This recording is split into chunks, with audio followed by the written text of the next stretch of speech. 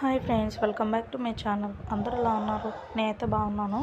ఈరోజు వీడియో ఏంటంటే నా స్టైల్లో నేను నాటుకోడి పులుసు ఎలా చేసుకుంటాను అనేది చూపిస్తాను. నాటుకోడి కర్రీ అయితే ఆనియన్స్, దానికి కావాల్సిన ఇంగ్రీడియంట్స్ అయితే ఆనియన్స్, టొమాటోస్, పచ్చిమిర్చి అయితే కట్ చేసుకుని పక్కన పెట్టుకోవాలి.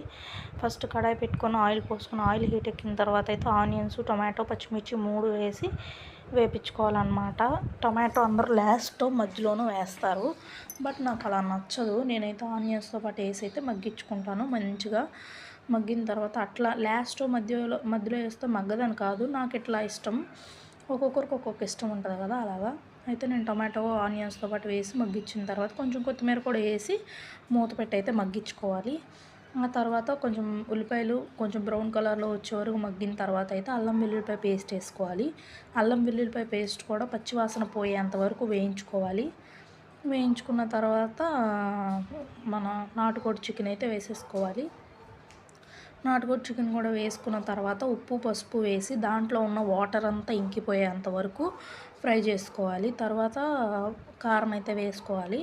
కారం వేసుకున్న తర్వాత మన చికెన్ ముక్కల్లో మునిగేంత వరకు, అంటే ఉడకాలి కదా ముక్కలు, మునిగేంత వరకు వాటర్ వేసుకుని ఉడికించుకోవాలన్నమాట. అప్పుడే కారం, ఈ ఉప్పు కారాలు అనేది ముక్కకి బాగా పడతాయి అన్నమాట. ఉడికించుకున్న తర్వాత మనకి ఎంత క్వాంటిటీ, అంటే మన గ్రేవీ ఎంత కావాలో అనేది చూసుకొని ఎగరబెట్టుకోవాలన్నమాట. తర్వాత మసాలాను కొత్తిమీర వేసుకుని ఒక 2 మినిట్స్ ఉంచుకున్న తర్వాత అయితే స్టవ్ ఆఫ్ చేసుకుంటే మన నాటుకోడి కర్రీ రెడీ అయిపోయినట్టే. ఈ వీడియో మీకు నచ్చినట్లయితే please do subscribe guys. Bye bye, next వీడియోలో కలుద్దాం.